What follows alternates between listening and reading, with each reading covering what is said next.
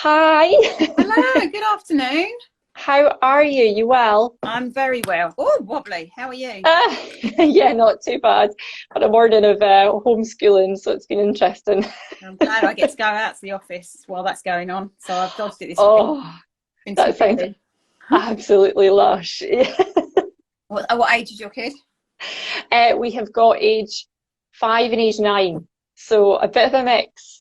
And I naively thought, obviously, the 5-year-old being primary one would be an absolute doddle, right? Because it's easy maths, easy English, but you forget you can't read, so you can't leave them to do the work. You've got No, to like literally read it out for them. So we're all living in hell right now. it's a bit much. It is a bit much. So thank you so much, first of all, You're for welcome. agreeing to do this.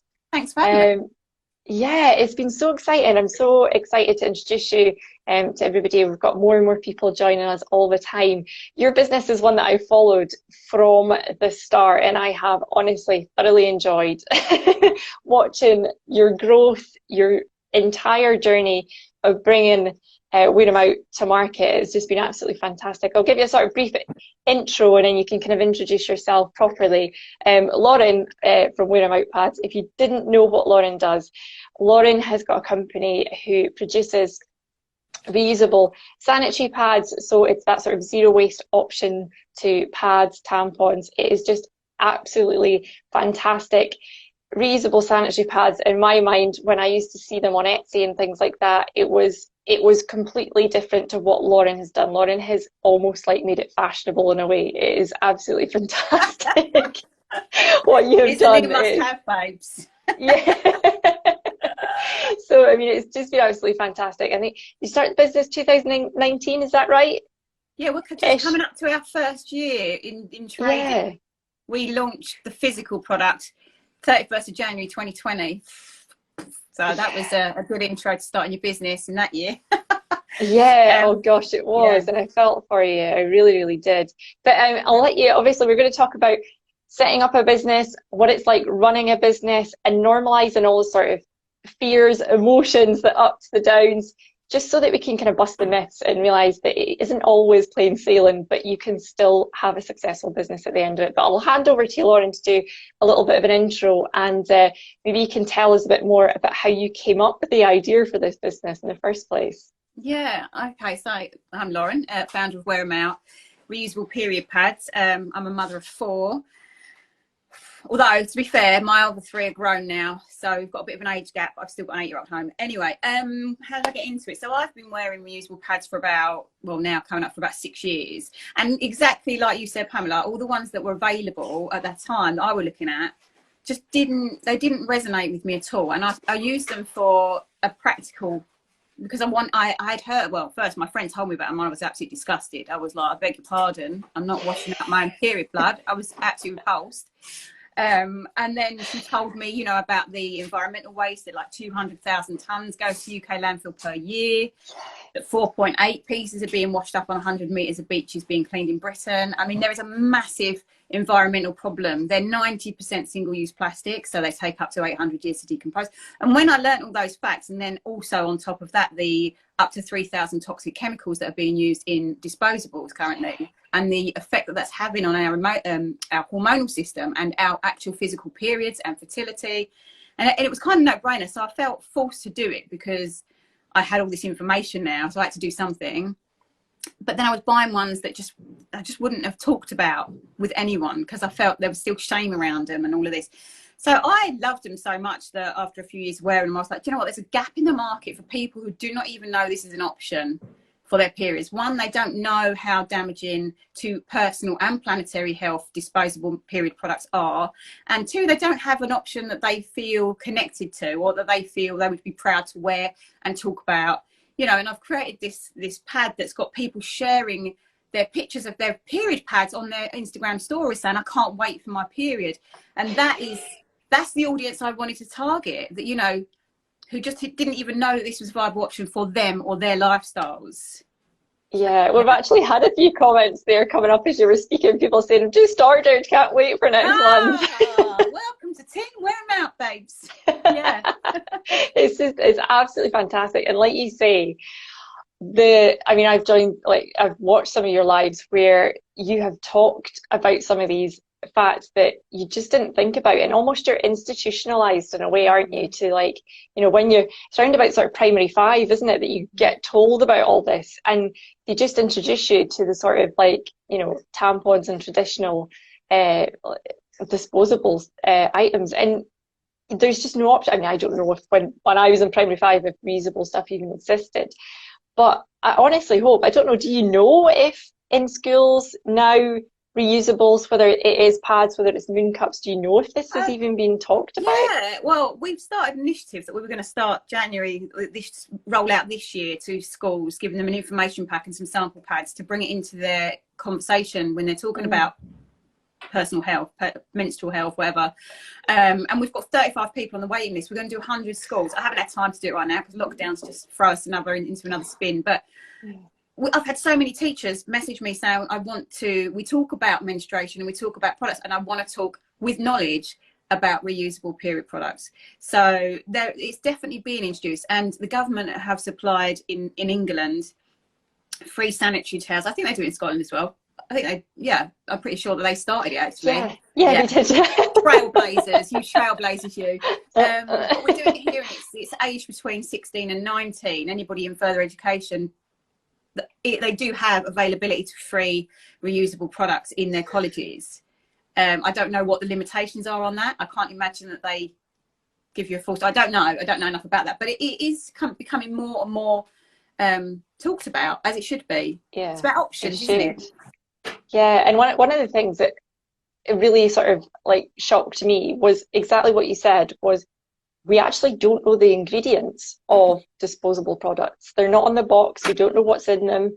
Scientists are trying to find out what's in them, and we're putting these things in our bodies, if they're tampons, or putting them right up against our skin, and we have got no idea what's in them. And do you know what? With that can come a certain amount of frustration that we've been hoodwinked a bit. Or I hear from a lot of people a lot of guilt about how it's like, I never knew the damage that it was doing and I feel awful. We need to let all that go, because it's about when you find the information, then you make your adjustments at that point. There is a website called womensvoices.org, and they have actually taken apart an always pad and tested it. And what they do is they look at different countries around the world and do it on a timeline. So what they've found currently, so when the disposables are being amended and the chemicals are being amended, they're updating it on a timeline so you can see where in the world and at what time it's being used in those pads. And they are being reduced. The toxins are being reduced, because this is a really important thing for us to all consider, in that if you take into account, as the pads have got thinner and thinner and thinner, the more and more chemicals that have been involved, the higher rates of infertility we've had, the higher rates of PCSO, polycystic ovarian syndrome, and endometriosis.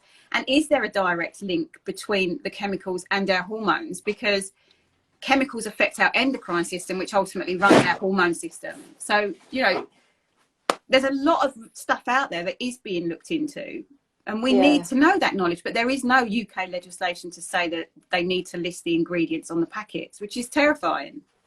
It is absolutely mind-bogglingly horrific. And you think about all these, it's almost like this thing where it's like, all these things are probably causing a lot of problems, especially skin irritations as well.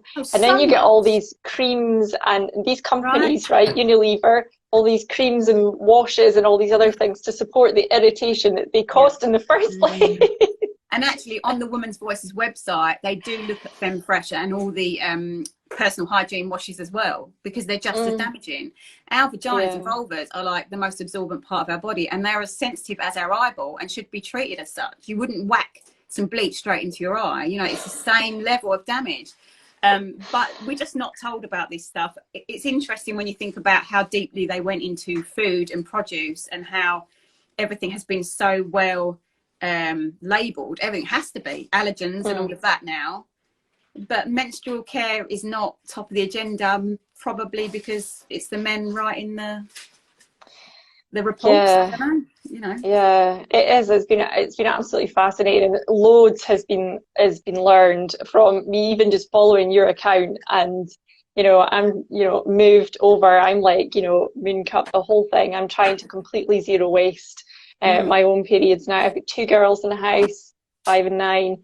And I would like to hope that this is normal for them growing up, so that when it comes to their ages, they can make their own decisions informed as well. So no, it's been absolutely inspirational. But getting back to sort of the business side as well, is like, what was your mission at the outset? Obviously, we've talked a lot about the environmental, the zero waste, the toxins. Was there any of these things that specifically, you know, was part of your mission? To be honest, I'd had a previous Instagram account. I'd published a book, and I had grown a small following on Instagram anyway. So I kind of established and positioned myself amongst women at that point. And then I just got to a point where my account was either I was going to do hashtag ad and monetize it that way, or I was just going to keep it for a vanity project. And neither felt right to me. It's not what I wanted. I wanted something tangible. So I knew I wanted to bring a product, and then it just made sense to me because I could see this gaping hole of this audience that weren't getting access to it. So yeah, that's where the idea came from. And of course it's fueled, my passion is fueled now. Initially it was a business idea, but you need to have passion behind your business. So now my passion obviously is reducing waste and educating and empowering people to make the switch for their personal health as well as planet. Yeah. Yeah, and I think it's fantastic as well. Obviously, you've talked on the whole schools thing, and not just having a product, but having the whole sort of story around it, encompassing and really coming to the whole zero waste thing and the education. Did I see something about you were gifting to, was it kids in Africa? Oh, Tanzania. Yeah, we've got, we partner with a charity who hold they hold workshops which cover menstrual hygiene, child slavery, child marriage, and all of these things. And they support schools, and the schools that they support, if the girls there don't have any period protection, they miss school for a whole week. The boys sitting next to them don't, you know. So the inequality, the menstrual equality is really important message to be putting over there. So we donate pads and we donate cash as well, because the workshops cost £500 to run each time, and they want to roll them out like every few months. So every girl that attends a workshop, it's not compulsory, but every girl that attends the workshop does get 3 pads each. So, you know. Fantastic, yeah. Yeah. So it's absolutely brilliant. We've sent over so far, the last lot of 700 pads have gone out since we started that initiative, and we've just funded the last workshop. We put 350 quid towards that as well. So that's something we're really proud of as well. I always knew that I wanted to have a charity element involved in the business as well. I knew that from the outset, because that's really important to me. So yeah, that's as well another part of the passion. That's like I'm doing it for them as well. And I just think it's so fantastic that you've been able to sort of do the whole circle and get back to that sort of passion side of giving back as well, and in numbers of different forms. I just think that's absolutely fantastic. Did you ever have any sort of self-doubt at the start, especially when it came to taking that first step? You know, obviously you would have had the idea of bringing a product to market, but what was the fear factor there? I have that self-doubt and that fear every single day of running a business. I don't think that's exclusive to just launching a business or launching a new product. That's just running a business, because every day something new will come that you have to learn really quickly, or that you have to let go of control of, or there's always something in your business that brings some level of fear. A product-based business, it's emphasized because obviously you have to buy the products in before you sell them. And obviously as our demand is growing, we're having to buy them in bigger volumes. So every time, you know, that's so fearful, because that's all our risk every single time. But there's a million things that I feel fearful about. When I initially was bringing it to market, I had spent, so we got the design started in January 2019. It was a whole year in design. We had a designer who designed the pads. Each pad has a different combinations of fabrics in them, so that we can keep them as thin as possible, but raise the absorbency in them. And for that whole year of 2019, I just spent that year drumming up business for this product that I hadn't even seen. And I had got an email list that was over, I think it was about 900 people. Was it? It was a lot of people before I'd even had a product. So when the product came and we sold it, I hadn't even used them. We had wearer trials where we had people use them and feedback, but I'd never worn them myself before the first lot went out, and we sold out in 4 days for the first one. That was all fear, but you just got to, what's the choice? Yeah, Yeah, that is 100% true. It's fantastic to see you going through that journey and the realness behind that as well. Like you did not sugarcoat it in any way, shape, or form. Like you fessed up on social media at every stage, exactly your emotions at the time. And I quite often, when I'm talking about, showing up in social media, especially before you've launched something, building an audience beforehand, showing up and building that audience beforehand and being you, being 100% you, not fake you, because that's hard to maintain over a long period of time. I always talk about watching your account grow from the ground up, as I always mention, is a sort of like case study. It's like, go and check out, because it just to be real on social media it's the way forward. It's the way to build relationships, make connections, and really 100%. help spread your story as well, isn't it? It's but just... I can understand how intimidating it is as well, because when I started, I was intimidated. But like I said, now I've been doing Instagram now for about the last, what are we doing? We're a year in with this, 2 years, 3 years, about 4 years. So, my first stories didn't look like my stories now. And it's okay that you might feel really vulnerable, or that you might feel that you have to be a certain persona to run a business, or you have to be really professional all the time and all of that. But actually what business looks like now is just you and me. Like this is what people want to see. And I think I kind of learned that really from Holly Tucker. She's like so flamboyant and small business, and it's just all about color and authenticity and noise. And I think that's what people want to see. They don't want to see stark. I mean, my Instagram grid is a mess. There's no format. There's no format. I've tried. You can't put me in a box. I just can't do it. And I've learned to just accept that that's what I am. That's what I bring. And so far, touch wood, it's working. So yeah. They always say that sort of adage of like your vibe attracts your tribe, but it is very much so. And it's who do you want to attract? Do you want to sort of try and polish yourself in a way that's unsustainable? Because then it's like, if you've got to spend an hour putting makeup on every morning and all that sort of stuff, it's just, you're never ever going to go online, are you? It's just, no. And I want to be that person. I go through little phases where I think, well, I'm going to be professional and I'm going to do my hair before work and I'm going to put my makeup on because I need to do a reel today or something. And then you're just like, I haven't got time because I'm running a freaking business here, and that's got to be last on my list. Yeah, absolutely. No, it's funny that you say that. It's absolutely brilliant. And it's one thing I've admired from you from the get-go is that total honesty on your journey, on the stories. It was just fantastic to see every side of being an entrepreneur, the sort of the good, the bad, the stress, family life.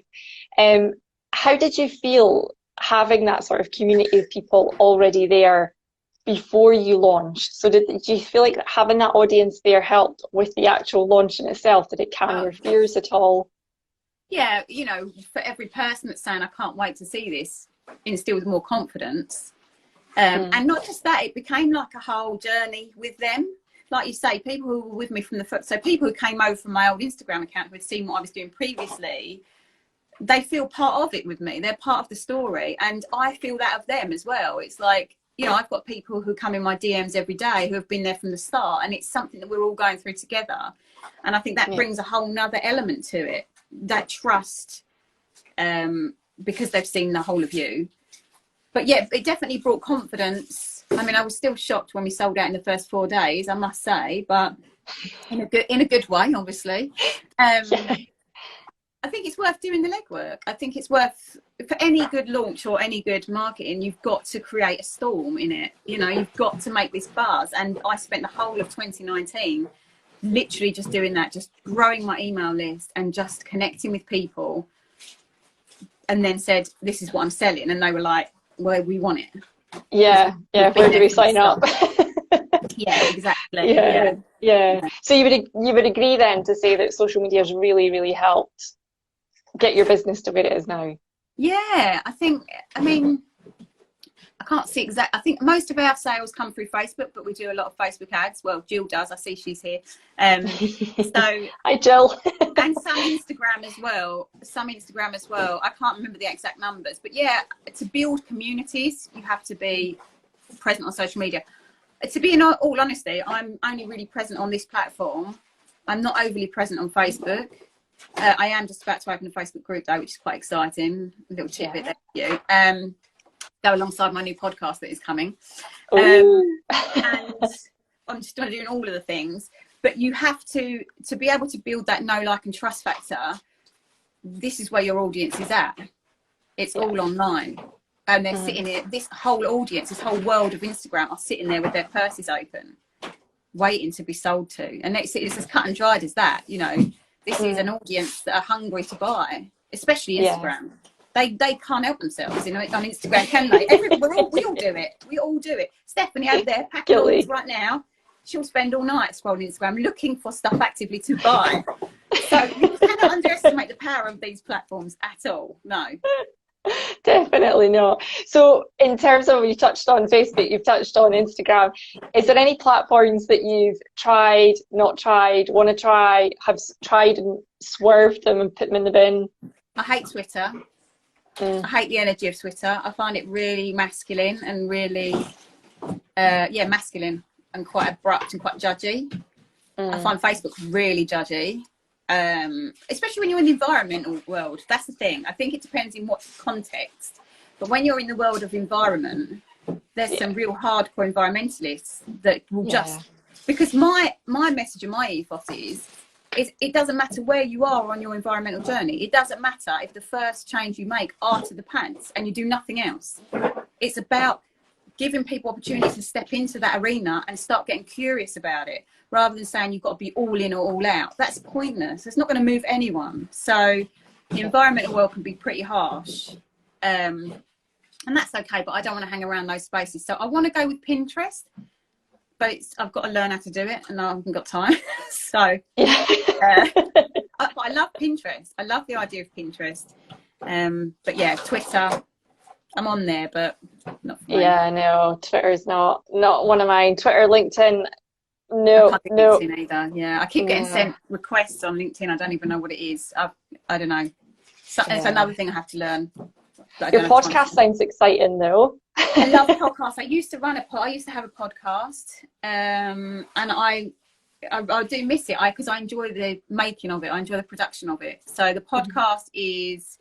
I might give you an exclusive, actually, Pamela. Oh, excellent. It's called 50 Shades of Green, and it's all about that. It's about being anywhere you like on the spectrum. And I'm eco-curious, and come and listen to the podcast and hear the things that I'm learning, and I'll share with you what I've found and my recommendations. And actually on that, there is a sign up to an email on my bio, if you don't mind me doing a quick plug. Absolutely, crack on. I'm doing an email a month. It's called My Eco Curious Discovery Adventure, and I'm sending out one email a month every month with a roundup of products that I've used, switches that I'm making, and it's for the eco-curious people, the people who don't want to be judged, who still want some nice things that aren't necessarily environmental in their life, but want to make offsets where they can and what fits in with their lifestyle. So the podcast, 50 Shades of Green, there's going to be a Facebook community as well that's going to grow alongside that. I'm really excited for that, because that's taking it on a bit of a slightly different tangent, but still within the realms of the business. Yeah, no, it sounds fantastic. And that's exactly what it is, isn't it? It's eco-curious. It's, you know, like you say, you don't have to go the whole hog. It's taking those little steps. And in today's world, it has to be easy, right? It has to be the simple steps. Exactly. We don't have time to go take a boat trip to New York for 2 weeks like Greta. That's the truth. You know, we all, to be fair, I've watched the film. I would not take that boat ride in any way, shape or form. It was bloody awful. Have you watched it? Yeah. Oh my God, you need to watch I Am Greta on iPlayer. Oh, that poor girl. But it's that, isn't it? We're here for one life, and you have to have some little luxuries in your life. And let's not beat ourselves up, and let's not judge other people with how they choose to go about it either. We're not the problem. The problem are the bigger people. You know, our recyclable coffee cups aren't necessarily going to be the thing that pulls this back. The people at the top need to do their share, so we can do our bits. But yeah, I'm looking forward to doing that, because I've already tried new things this month that I'm sharing on my newsletter. Yeah. Oh, I am looking forward to it. I'm definitely going to sign up for that.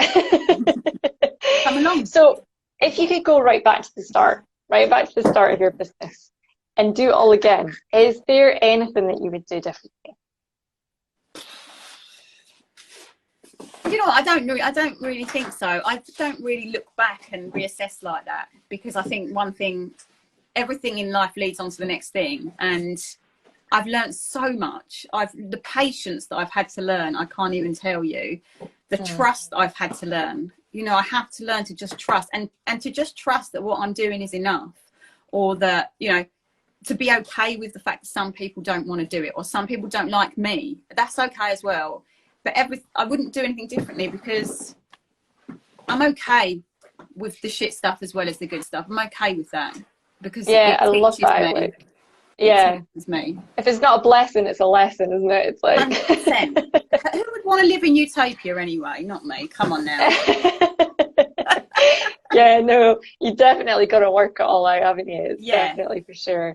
What would you say would be the moment in your business where you finally felt, oh my God, I've actually done this. I've made it. It's taken off. Was there any one thing where you went, shit, I've made it? Probably two things. The first one was, so the newsletter, the email list that we grew in 2019, when we opened for pre-order, and we just sold out all the stock, and I just sat and cried, and I was like, I've done it, because we put a massive financial investment in, personal financial investment, thousands and thousands and thousands and thousands, lots of thousands from our personal money to finance this. So there was a lot of risk on me, and I'm the front. I mean, my husband does a lot of work behind the scenes, but it's all on me to drive sales, to make it work. I felt huge pressure with that. So then when the pre-orders opened and they sold out, I just cried, because it was just like, and I remember looking at my husband saying, I've fucking done it. And it was that moment of, oh my God, it worked. Yeah. And then the second was when we got the email from Next saying, we want to stock you. And I was like, imagine getting reusable period products into Next online. That was a big moment for me, because the most mainstream high street store, you'd think they'd turn their nose up at the idea. They've just put in their third order and they've quadrupled it, because they're selling so fast on there, which in terms of the context of what that store stands for, that's a major breakthrough moment for us, because we've taken it there, you know, we've got it into that audience. It's amazing. Yeah, it is. It's fantastic. I think when I saw them on Next, I almost cried. For you, I was like, oh my God, look, it was a big deal. It was a big deal. Like, and they keep selling out. I love it. They're like, they've all sold out again. I'm like, of course they did. Why did you underestimate me? Get yourself some more. Yeah, order more. You'll have them all queuing up when you're Next. You'll have like John Lewis, the whole work. Well, we'll see. We've got quite a lot of eco stockists, independent shops, which I love. Stock them, you know, we've got about 10 of them, I think. Quite a few online eco stores as well. So they're spreading out nicely. Yeah. But the one high street, the next one was quite a shocker, because they approached us as well. So I didn't even have to work for that. That was like, wow. Definitely. So if you had one piece of advice for someone who's literally at the start right now, at the beginning of their business, or have got an idea and has got that sort of fear factor, what would you give them advice-wise? I think it would probably just be, it's that old cliche, isn't it? Face the fear and do it anyway. Everything in life can feel fearful. Everything in life is a risk. Leaving your front door in the morning is a risk. You get hit by a bus. You know, there's risk involved in absolutely everything you do. But if it's a business that you feel passionately about, if there has to be that passion in it to get you through those tough times. You can't just say, oh, I'm going to bring out some old piece of crap that you're not really that interested in, but you want a product because you want to be on the Instagram game. You're not going to get through those dark moments unless you really 100% love what you're doing and have a bigger vision for what you're doing. So for us, the charity work is massive for me. And when I look at the potential disposables that we've saved from landfill, it drives me through those shitty times. It's like, this is why I'm doing it. Yeah. But yeah, you have to have some substance to do that. I think my one piece of advice is to just don't get caught up in the fear, because everything's scary. It doesn't mean that it's not going to happen. And also really focus in, like I've done a lot of work with business coaches and stuff as well. So I mean, my outlook is the trust. You know, I'm into the universe and all that. So I have trust that I'm on the right path and that I'm doing the right thing. And whenever I feel that fear or that waver, I'm just like, I trust this is right. And never look back on your decisions and think I should have done it differently either. Don't do that. It's pointless. Waste of time. Changes nothing. Law of Attraction. I have just read the book and I absolutely I meditate in the morning. I'm like, Oh, it's coming, it's coming. Oh, you need to. I'm reading a book called A Happy Pocket Full of Money, and it is an incredible read. It's a lead on from The Secret, so it goes deeper into like all of that stuff, which not everybody's into, and that's fine. Everybody's got to find their own thing that makes them feel part of something, I guess. Yeah, that's my thing. Yeah, no, I love it. It's great to know that you love it as well. That's fantastic. Is there any businesses out there who you look up to and admire? Oh, from the get-go, Steph from Don't Buy Flowers, and motherhood, Gemma, obviously. And I chat to these women and they've been such a support to me. They really have been such a support to me that I really appreciate. I'm very good friends with one of my very good, Harriet from Space Masks. She's obviously the one that took an idea and it just flew. So, I got a space mask. I got one for my birthday. Oh, you did? I've yet to use it. Give it a go. They're magical. They're very nice. But the way that even though she's my friend, the way that I look at her as a businesswoman is really inspiring to me. The decisions she makes and the charity element, and a lot of her stuff. Logistically, Steph Don't Buy Flowers and motherhood. Because for me, in a logistic head, thinking Don't Buy Flowers with all those products that they've got to bring in at all the times, logistically it blows my mind. So she gets an extra bit of kudos from me. I'm blown away by how that's managed on that scale. It's insane.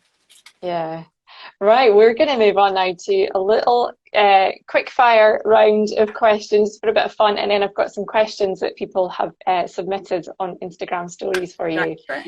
So, quick fire round. What's your favourite social media platform? This one. Instagram. Yeah, it's fun, isn't it? Instagram. I mean, I know it's got a darker side, but I just unfollow them. You curate your own feed. I'm not getting caught into that. Yeah. Video or podcast?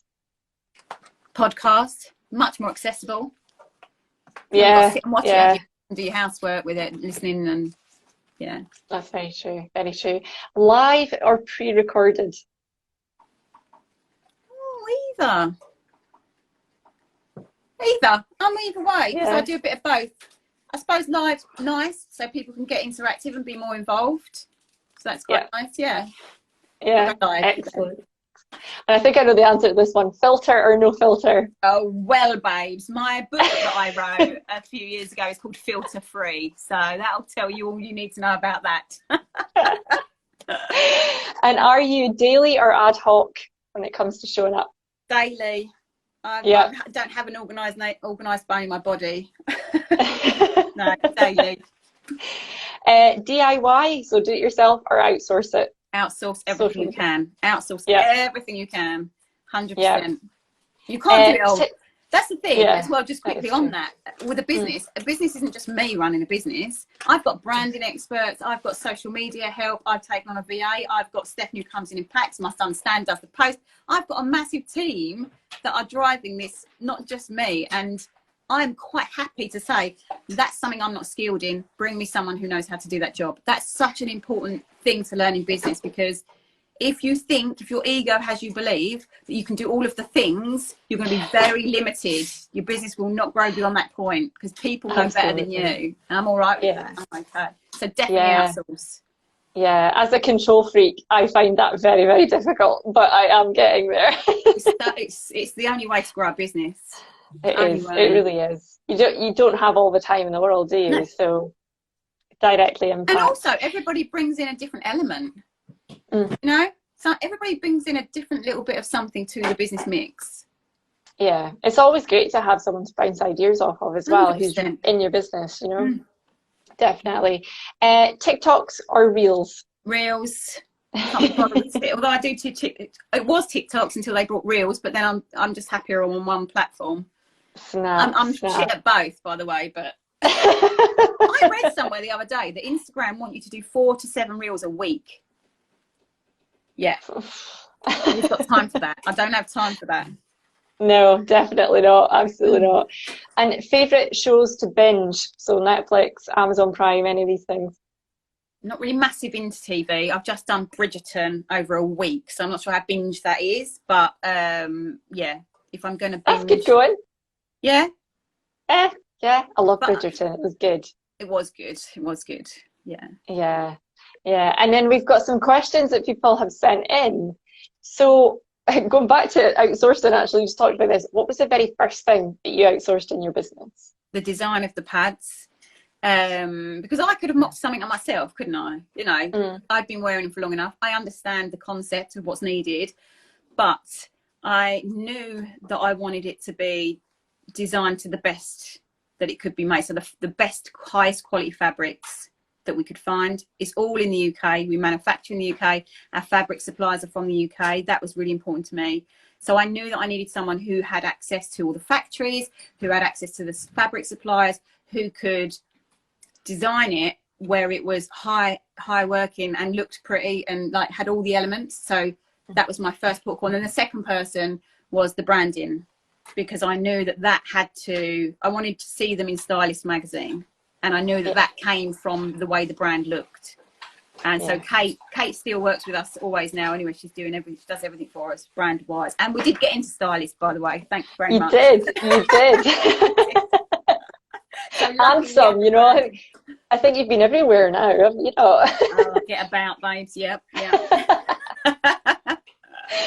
So another question someone asked was, how on earth do you go about finding suppliers to make a product? Well, my first port of call, there's a website called Made in Britain, because if you want to make it in Britain, then you look for Made in Britain. If you want to outside Britain, I mean, the thing is with making it in Britain is there's a financial premium to that, as we all know. But that was really important to us, that we wanted to keep it made in Britain. So I went on the website, and you could download a directory for £100, my first investment. That felt huge at the time, and literally just went through all the factories and just emailed, this is the concept, is this something you're interested in? And then Rachel came back to us, and she was like, she's the designer who can also source in the factories and the fabrics and everything. So we started working with her straight away. Gosh, it sounds like, there's like lots of different elements. I suppose that's the thing when you design a product. I mean, how did you even know the science behind what fabrics to use, how many layers? Well, she's a specialist in fabrics, so she sourced loads of different fabrics, and then, like I say, each pad has got a different stand. Just throw us over one of them pads, has just got a different. So the largest pad, the Mega, which this is actually, this is the Fierce Design one. For those who haven't seen our pads, these are them wings, fit on like a normal disposable. In here, that's Mega, so that's like for post-birth problematic and everything. That's got so much absorption inside it. And then we knew that for the mini, it didn't need to be so much. So we adjusted the fabrics, but that was her role to say, this is the fabrics we need to use. And when we were in the trial stages, we tried various fabrics before we settled on the ones that we've got. But that was her job. See, that was the outsourcing. So that was a great first investment then. Yeah, that's where we invest in, even when it feels scary, those first investments that are costly. But look at the bigger picture. I've got a really good quality pad. That cost me £100 to find someone who could produce something that we've got. It was a money well spent in the long term. Absolutely. Yeah. Imagine having to figure all that out yourself. Yeah, it would have taken me forever, and it would have been shit as well, if I'm honest. Can you just imagine you sitting at your kitchen table cutting the fabric? Well, funny enough, I did, when I came up with the idea, my friend she works a sewing machine, and I was like, come round, I've had this idea, and we've got this bit of manky old fleece, and because the ones I was wearing were just like fleece, and I said, this is what you need, and she's like, I could probably make like 10 a week, and I was like, brilliant, let's do that. So she went off to make the first one, and she broke her sewing machine. And then something in me was like, you need to go bigger with this. You need to go big. And then it just sort of snowballed, and Ain't that a sign? Ain't that a sign from the universe? Listen to your instincts. It's all inside you, right? Yeah, definitely. Another question we've got, which probably kind of roughly covered, is how did you get over that fear of taking that very first step? I think you've got to be in it or not. You've got to be ready to make the sacrifices for your business. I done some stories yesterday, I think it was, where I was like, do you know what? We're in a pandemic. I've got an 8-year-old at home. My house is an absolute bomb site. my business this week, we've just had a massive influx of orders. Stephanie, who works for us, isn't able to come in as much because she's also got a 5-year-old. So I've had to drop everything else. And you have to be willing to say, do you know what, actually my business is my priority over my child today. And you've got to be that cutthroat, because right now my business needs me more. He's okay. He's at home with his dad. He's probably sitting on a switch somewhere in a corner in his pajamas, for all I know. And right now I don't care, because I need to be here. But you've got to be, if you're the fear of, oh God, how are people going to view me if I choose my business over my child? How are people going to view me if I don't, you know, blah, blah, all this. My one line that I used to tell myself was, my business needs this more than I need to not do it. Do you understand? Like, it's more important that I hang myself out to dry for the good of my business than just sit at home in fear. And I think, I don't know if I can pass that on, how to do that. It's a skill to learn, isn't it, over time, and I think one that you'll always be learning. Yeah, of course. Like I said, I still feel fear every day, but I just choose to not feed into it, I guess, to not amplify it, to just, I know you're there, but I'm doing it anyway, kind of thing. You've got to go gung-ho. Yeah, overthinking can be so crippling at times, can't it? It's like, you know, sometimes you just have to find the off switch and just be like, oh yeah, 100%, 100%. Yeah, with spare time on our hands, thinking at home, like the pandemic stuff, just sitting there. Yeah, it's torturous. Yeah. Another last couple of questions, unless anyone else has got any questions to ask, fire them in the comments. Did you think your idea would take off the way that it did? Yeah, I trust it. No, not as quickly as it did, I've got to say. To be honest, I think we were kind of, with the lockdown last year, it happened. I'm not cashing in on this bloody pandemic, and however I turn it, it's going to sound harsh. But the lockdown for us was was the best thing that could have happened to us at that time, because everybody was staying at home. And so I thought, well, if I'm going to do it, I might as well do it now, because I haven't got to navigate it whilst I'm out and about or at work. Also, then the shop started selling out of disposables. So I had people messaging me saying, I can't get hold of any, and I'm due on my period in a couple of weeks, and the shops are sold out. So it kind of threw us into, because I'm sure it was because everybody was at home. And the same things happened this time as well. Since we went into lockdown again, boom, it's blown up again, because people, I think, are just at home bored, or I say bored, I use that term very loosely if you're sitting at home mum, but thinking, I'm going to do it now because I don't have to be anywhere else.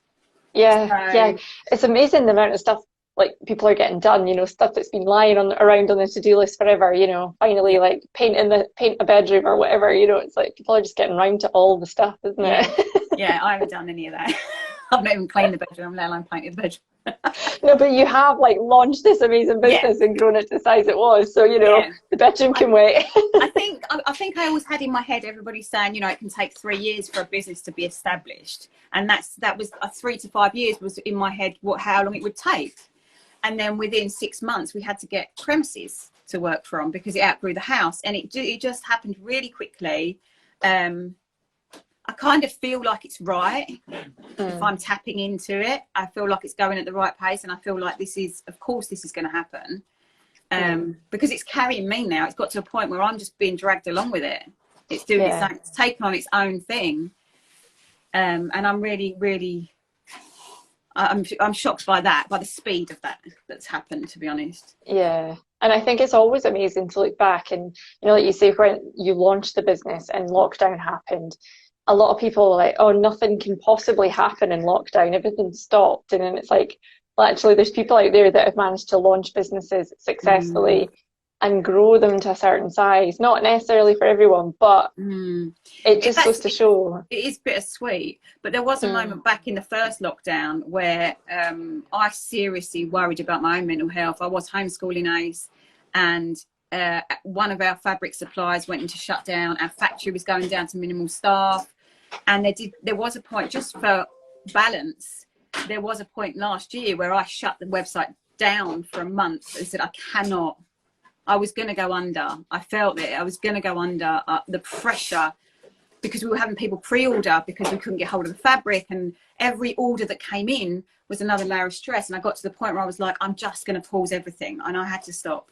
So it's not that I've just run this business for a year and it's all just been beautiful. It's been really challenging in that way, in that you know, I've also had to navigate lockdown and pandemics and factories closing and not being able to get hold of fabrics. I've had all those logistical nightmares as well. It's not all just been, she launched this business and it just flew.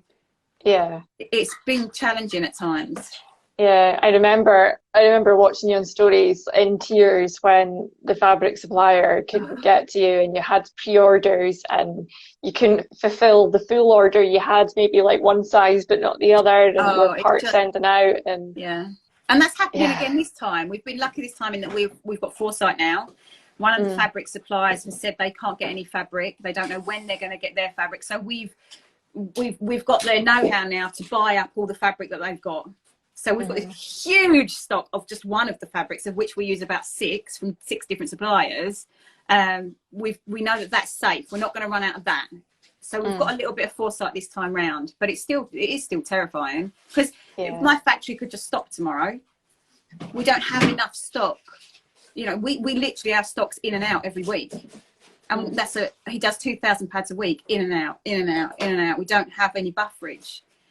We are looking to get a second factory, by the way, though. So we're getting a second factory. Yeah, there's another little exclusive for you. We should have another second factory within the next few weeks to start making them as well, because it's just all your eggs in one basket is terrifying. Yeah, I know. Gosh, you're up to so much behind the scenes, eh? Yeah, there's a lot going on here. That's why I'm knackered all the time.